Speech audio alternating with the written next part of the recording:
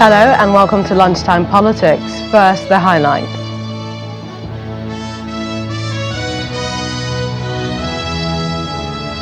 The President to present the 2024 budget to a joint National Assembly tomorrow.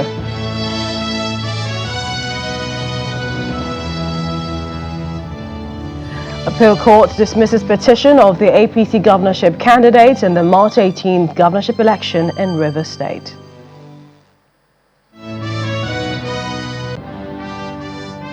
Plus, Minister of Aviation and Aerospace Development reveals plans to address issue of delayed flights and cancellation by airlines.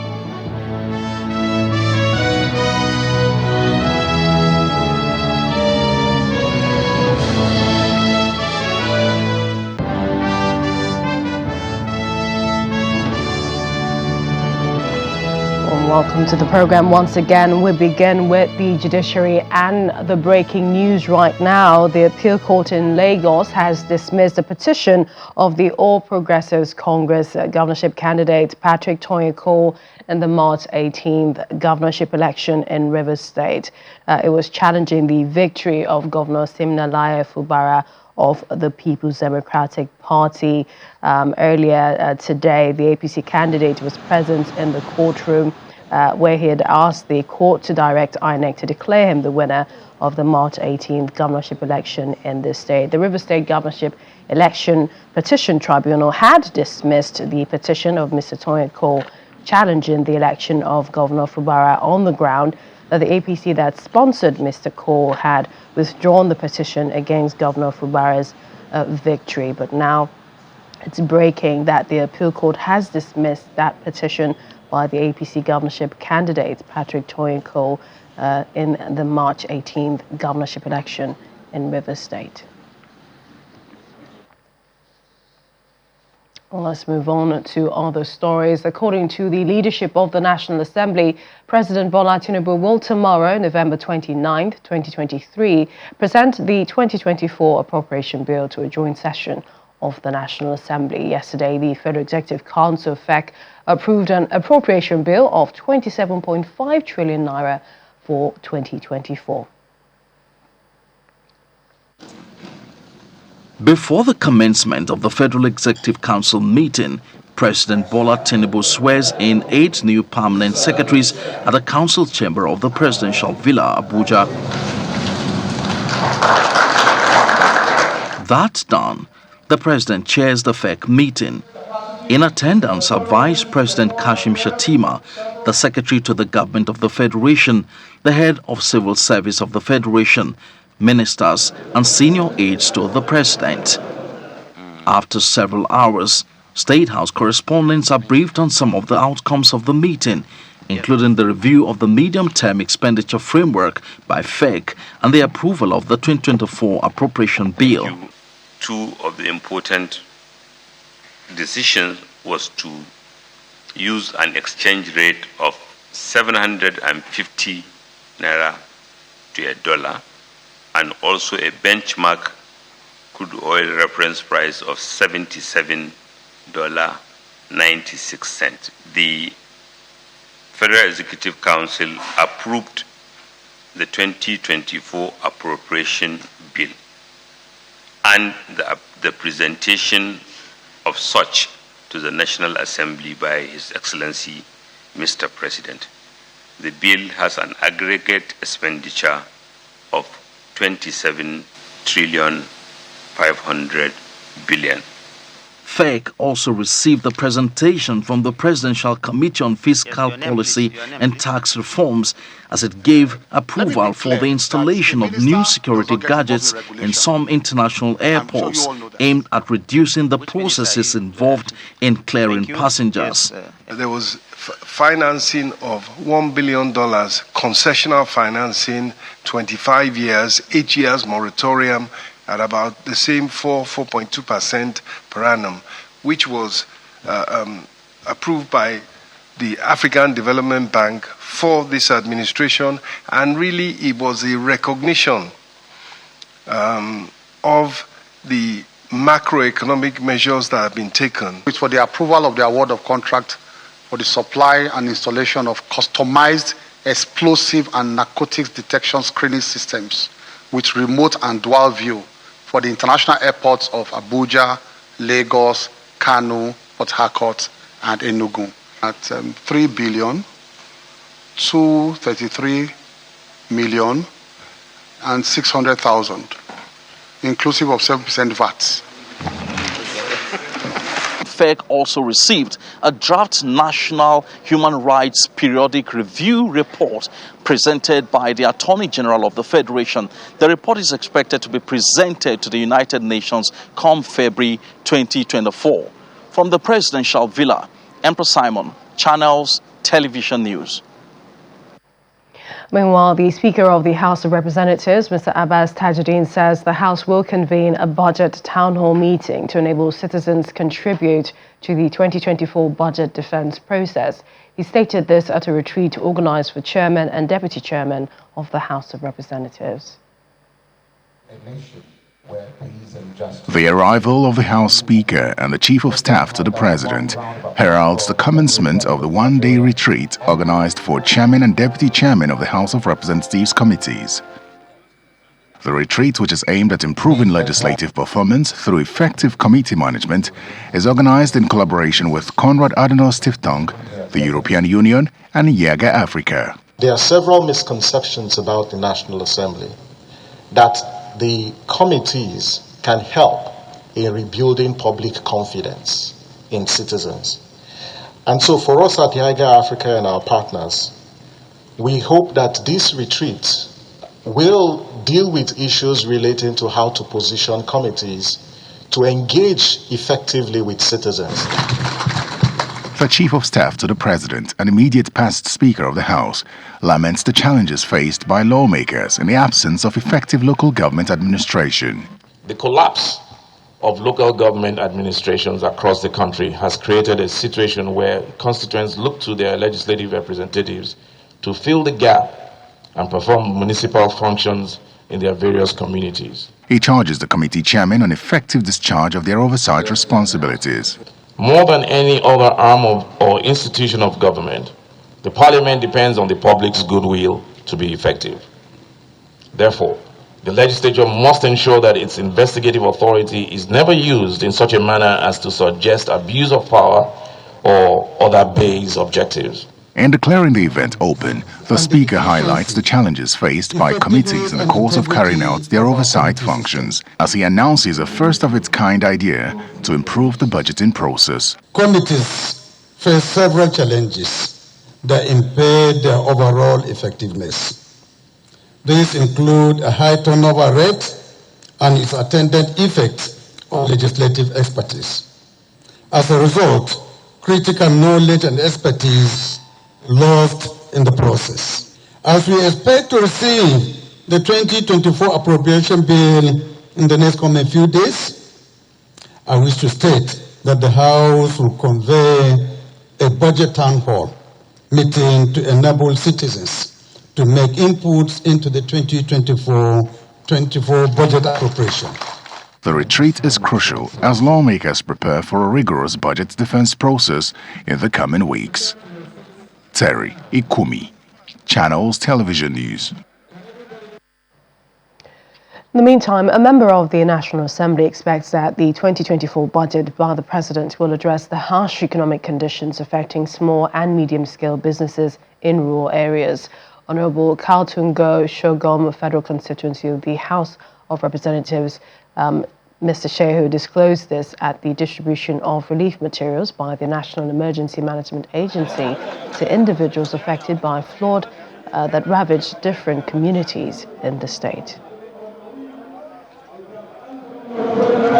From the synopsis of the 2024 budget that we've seen so far, the key areas that Mr. President would like to focus on will include small businesses, the women and youth of this country, so that we can catalyze them into productive ventures that will bring some kind of ease to their lives. There are a lot of plans that we've seen that will be coming the way of the poor of this country. So we just hope that as soon as Mr. President tables the budget before the National Assembly, we will do what is needful to make sure that we align with his aims and objectives to make sure that the people of this country will smile, or at least begin to smile from 2024. Between 2016 and 2022, Nigeria's annual budget has gone up from 6.06 trillion naira to 17.12 trillion naira.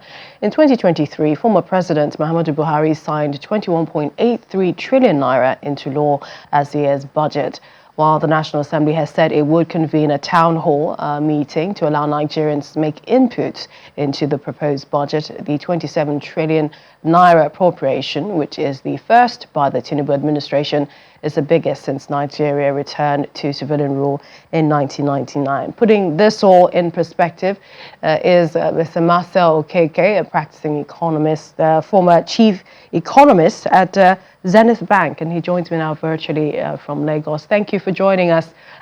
It's been referred to as the biggest budget since Nigeria's return to civilian rule.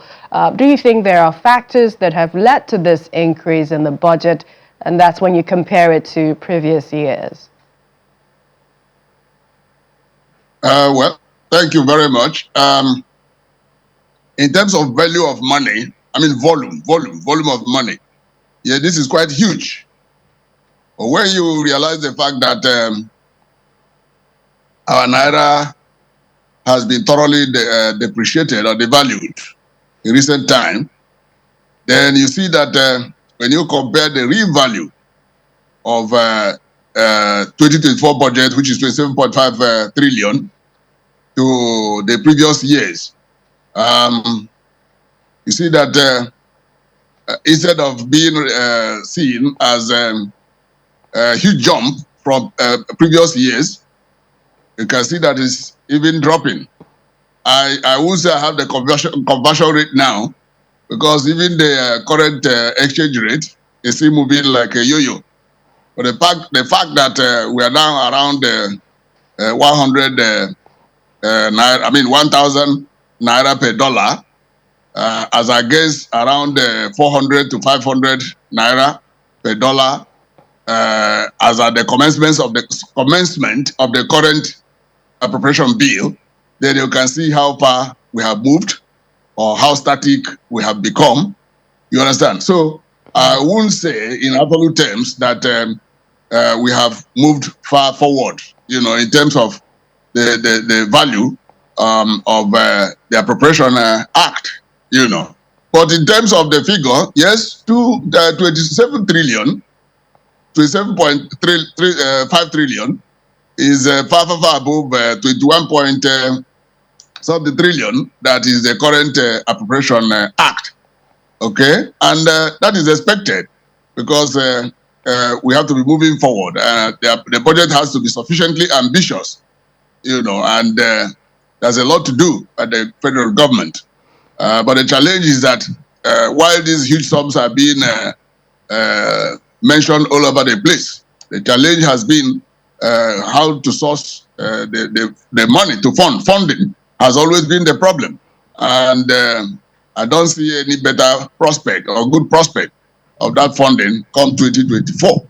Let me stop there for contrary, now. Yes, I was going to say contrary to what you've just said, because they did think about this, and to improve revenue, the Federal Executive Council reviewed the MTEF. They talked about the exchange rate of 750 naira to a dollar and crude oil benchmark of $77.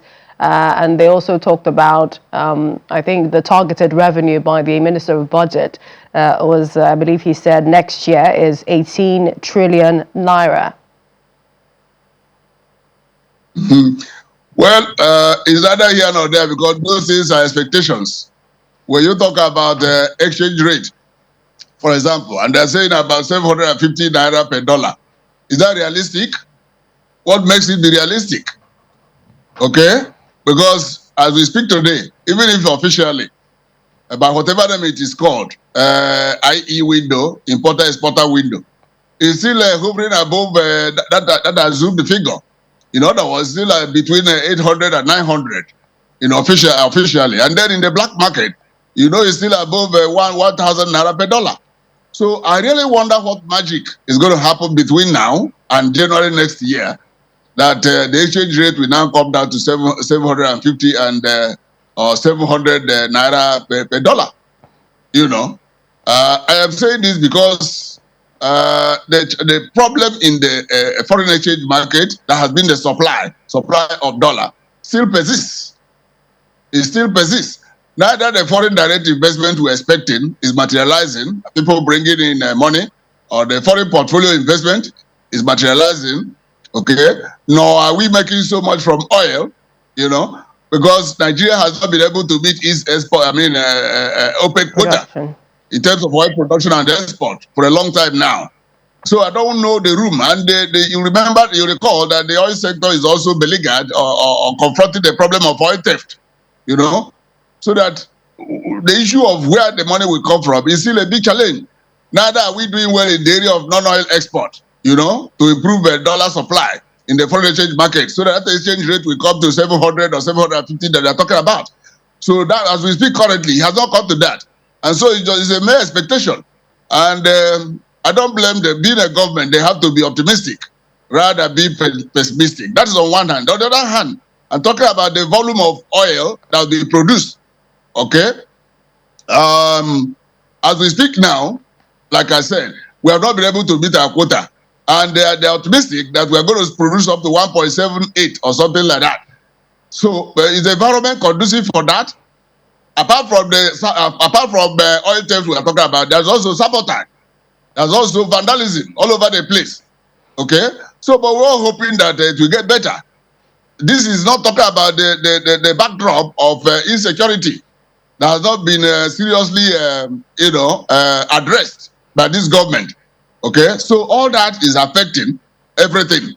And so what we are seeing on paper.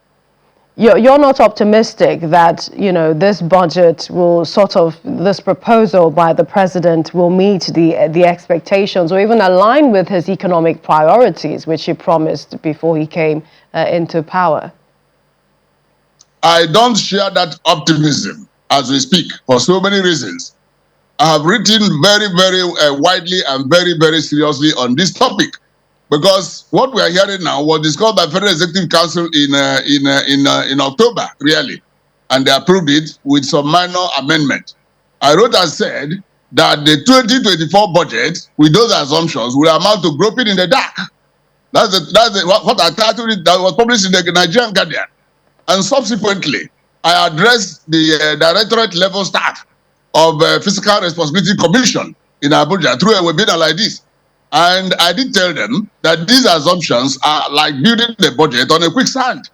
They're not going to materialize for so many reasons. You understand? For so many reasons, because, like I said, Nigeria is still a largely import-dependent economy. You know, look at the level of inflation in the system. And all the factors driving inflation are still there. You know, for example, we don't have any refinery working yet to address the issue of PMS, supply locally. And so we depend on 100% importation of PMS. What we are hearing are still mere promises. And until we have so many refineries here working, and so we stop importation of PMS, the problem of, you know, devoting so much of our foreign exchange to importation of PMS will always affect the exchange rate of the naira. As we speak now, what the government is doing is licensing more people to be importing PMS. And licensing more people means more pressure on the naira, because these people will require more volume of naira to get the badly needed foreign exchange for importation. And when they keep importing, it means the pump price of PMS will keep going up. You understand? Right. And that means that add into transportation and the high cost of every item you can imagine in the economy. Because they're all linked. I wanted to quickly get your thoughts just before we let you go. And this is on the sectors that should receive the most significant budget allocations.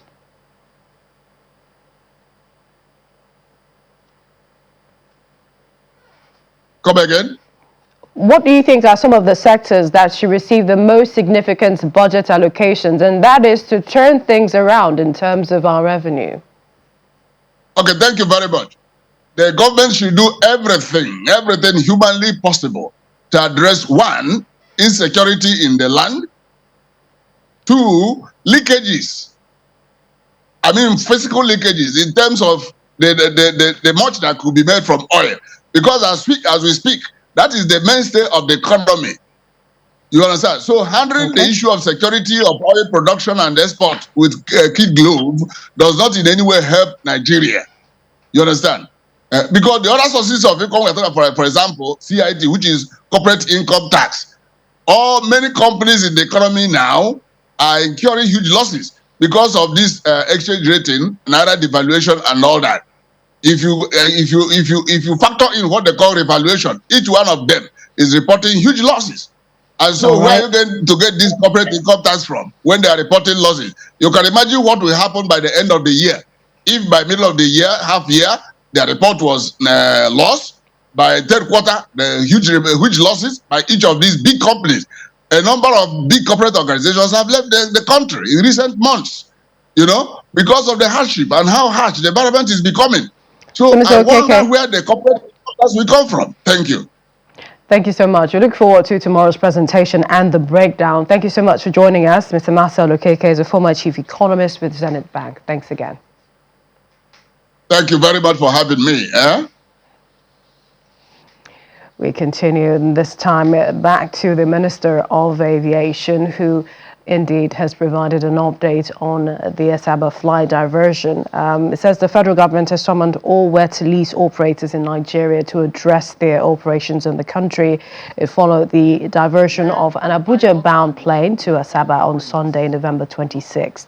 The Minister of Aviation and Aerospace Development, Mr. Festus Keyamo, gave the directive after a technical meeting with key aviation heads in Abuja yesterday. According to the minister, the flight diversion was caused by the United Nigeria Airline wet lease plane operated by foreign pilots and crew members. He also revealed his plans to address the issue of delayed flights and cancellation by airlines. A wet lease.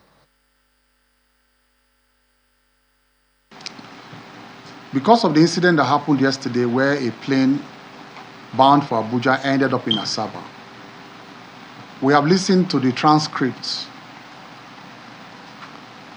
from the tower to the pilots. The transcript was produced by NAMA, because NAMA is in charge of recordings and navigational issues and radio communication. It was clear that when the pilot was taking off from Lagos, he was headed to Asaba, not Abuja, whereas the flight ought to be a flight headed for Abuja. There was no weather problem in Abuja yesterday. The NIMET DG is here. That's the NIMET. They are here. No weather problem in Abuja yesterday. It was a question of a wet lease plane where the pilots and the crew were all foreigners, not Nigerians. And that is what a wet lease is all about. A wet lease, they will give you their plane with their crew, with their pilots. And so they were not familiar with the Nigerian terrain. From the transcript we heard, the tower kept asking the pilot, confirm again that you are going to Abuja, not Asaba. The pilot replied, no, I am going to Asaba. That's the transcript. We all agreed that henceforth, all wet leases coming into Nigeria, you must have a Nigerian pilot seated at least on the jump seats. If it's not the two pilots, on the jump seats. We have also decided that if you bring a wet lease to Nigeria, your cabin crew should be Nigerians.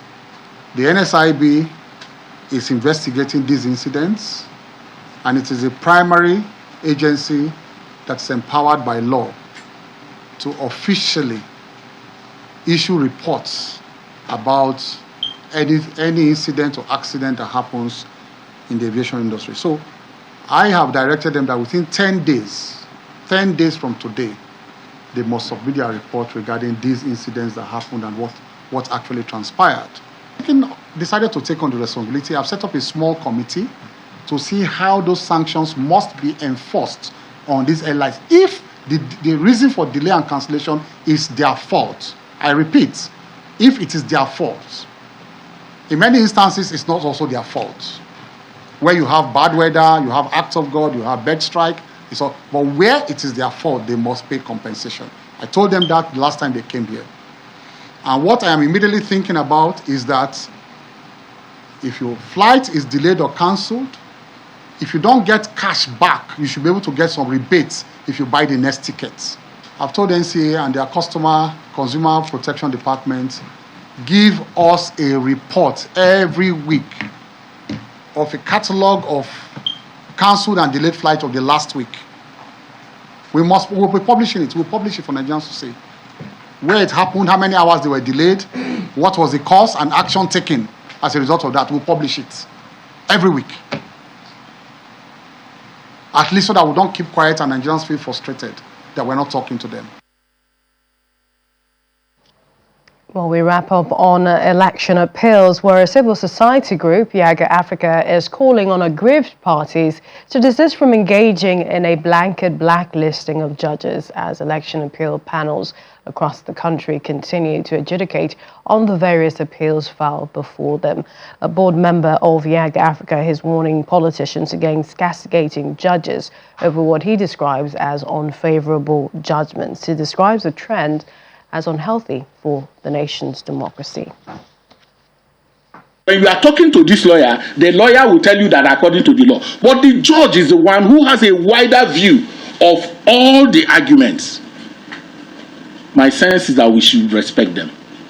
And even if we don't respect them and castigate, a particular judgment, we should not paint a black tar on the whole institution, because this same institution, like you were referring to, also we are the ones who gave judgment in Bauchi, who gave judgment in Delta, who gave judgment in Imo against the ruling party, and such other episodic interventions that they have done that gives hope.